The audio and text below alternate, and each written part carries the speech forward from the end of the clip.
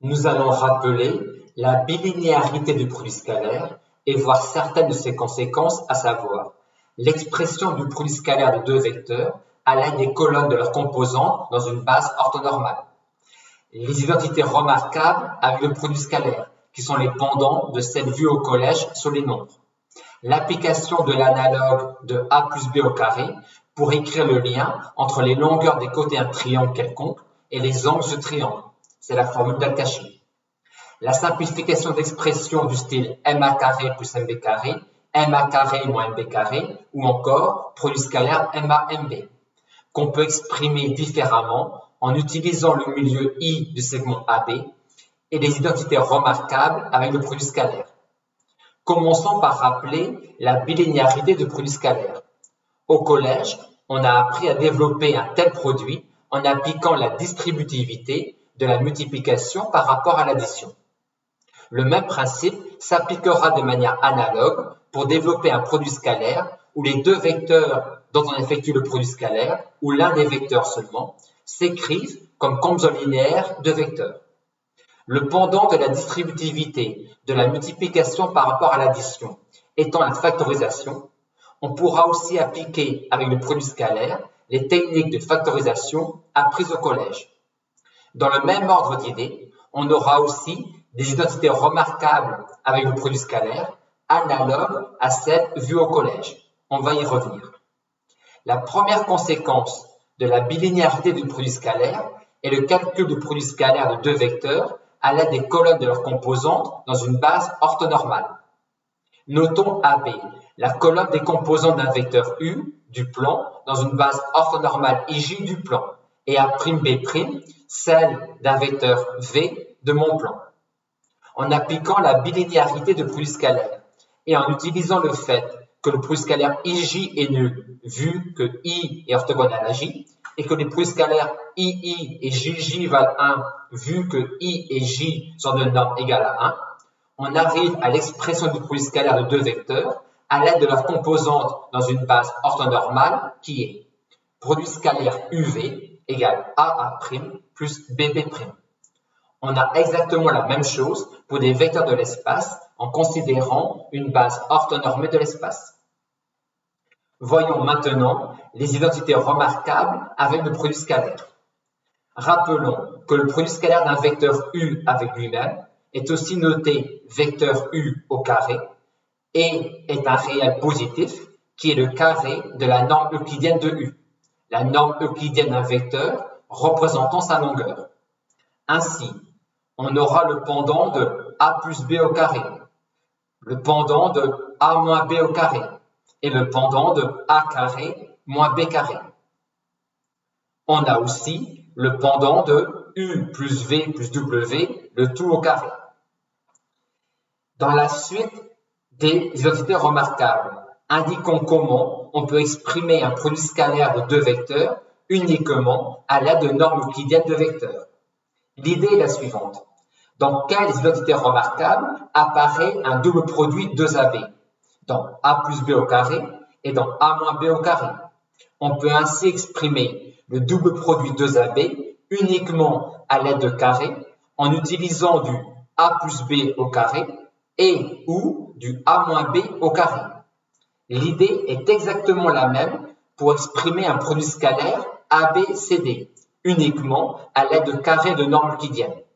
On va jouer avec l'identité remarquable vecteur AB plus vecteur CD au carré et ou l'identité remarquable vecteur AB moins vecteur CD au carré. Voyons maintenant un exemple d'application de ces identités remarquables à travers la formule d'Al-Kashi. Que dit la formule d'Al-Kashi? Elle est simplement l'expression du carré de la distance AB à l'aide d'une identité remarquable, en cassant le vecteur AB en passant par un point C, et en écrivant que le vecteur AB au carré égale vecteur CB moins vecteur CA, le tout au carré, et en développant cela à l'aide de l'analogue de l'identité remarquable A moins B au carré. Que permet-elle? Quand je connais deux des trois longueurs des côtés d'un triangle et l'angle du triangle entre ces deux côtés, ou le produit scalaire des vecteurs correspondant à ces deux côtés, je peux trouver la longueur du troisième côté. Elle dit aussi que si je connais les longueurs des trois côtés de mon triangle, je peux en déduire les produits scalaires entre les vecteurs correspondant aux côtés du triangle, ainsi que les trois angles de mon triangle. Appliquons maintenant la formule d'Al-Kashi pour démontrer l'inégalité triangulaire sur la norme euclidienne. Le problème posé est le suivant. Peut-on construire un triangle I1, I2M, éventuellement aplati, ayant n'importe quelle longueur pour ses côtés? La réponse est intuitivement non. Quand je fixe la longueur R1 du côté I1M et la longueur R2 du côté I2M, quelles sont alors les valeurs prises par le troisième côté I1, I2? Graphiquement, la plus grande valeur de I1, I2 est I1M plus I2M. Elle est obtenue quand les vecteurs I1M et MI2 sont collinéaires et de même sens. A contrario, la plus petite valeur de I1, I2 est obtenue quand les vecteurs I1M et MI2 sont collinéaires et de sens opposé. La valeur de I1, I2 est alors R1 moins R2 ou R2 moins R1 selon que R1 est supérieur ou non à R2, c'est-à-dire la plus petite valeur de I1, I2 est la valeur absolue de R1 moins R2. Démontrons ce que l'on vient de voir graphiquement à l'aide de la formule d'Al-Kashi. Nous avons I1, I2 au carré qui vaut R1 carré plus R2 carré moins 2 fois R1, R2 fois cosinus θ, où R1 est la longueur I1M, R2 la longueur I2M et θ l'écart angulaire entre les vecteurs MI1 et MI2. I1, I2 est donc maximal quand cos θ est minimal, c'est-à-dire quand il vaut moins 1.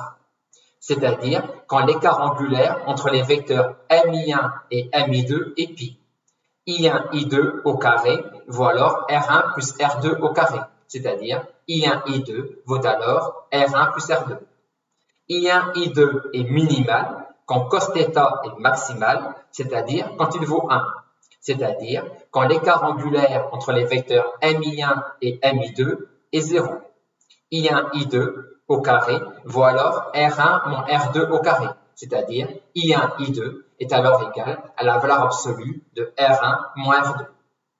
On vient de démontrer que dans un triangle, la longueur d'un côté est inférieure ou égale à la somme des longueurs des deux autres côtés et est supérieure ou égale à la valeur de la différence des longueurs des deux autres côtés.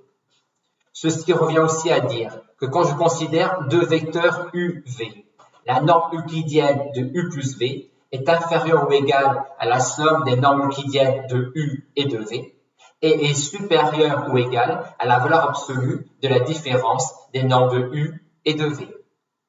Terminons en voyant comment exprimer différemment les quantités MA carré plus MB carré, MA carré moins MB carré et produit scalaire MA-MB en utilisant le milieu I d'un segment AB.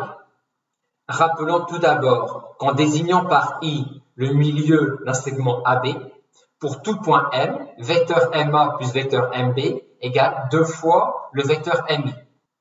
Cette formule, comme celle que l'on va voir, s'obtient en cassant les vecteurs MA et MB en passant par le point I. On rappelle que la distance MA au carré est aussi le vecteur MA au carré, c'est-à-dire le produit scalaire MA-MA. Nous indiquons ici comment démontrer ces formules. La première est appelée la formule de la médiane, car la droite MI est la médiane du triangle MAB et qu'elle permet d'exprimer MI au carré à l'aide des carrés des longueurs des côtés du triangle MAB.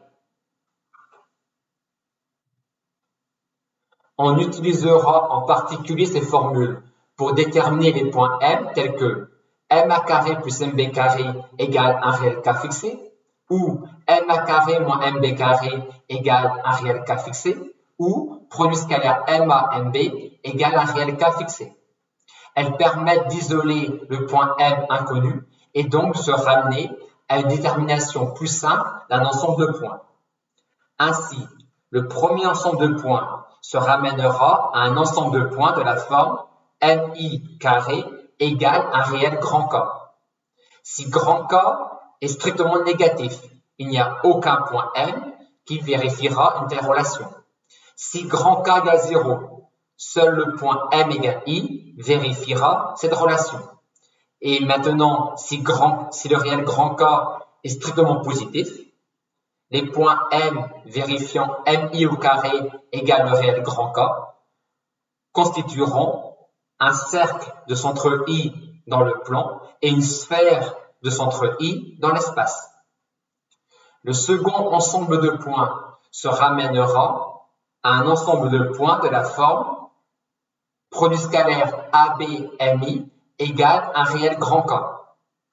Et on aura donc une droite dans le plan perpendiculaire à la droite AB ou un plan dans l'espace perpendiculaire à la droite AB. Enfin, le dernier ensemble de points se ramènera comme le premier à un ensemble de points de la forme MI au carré égale un réel grand K.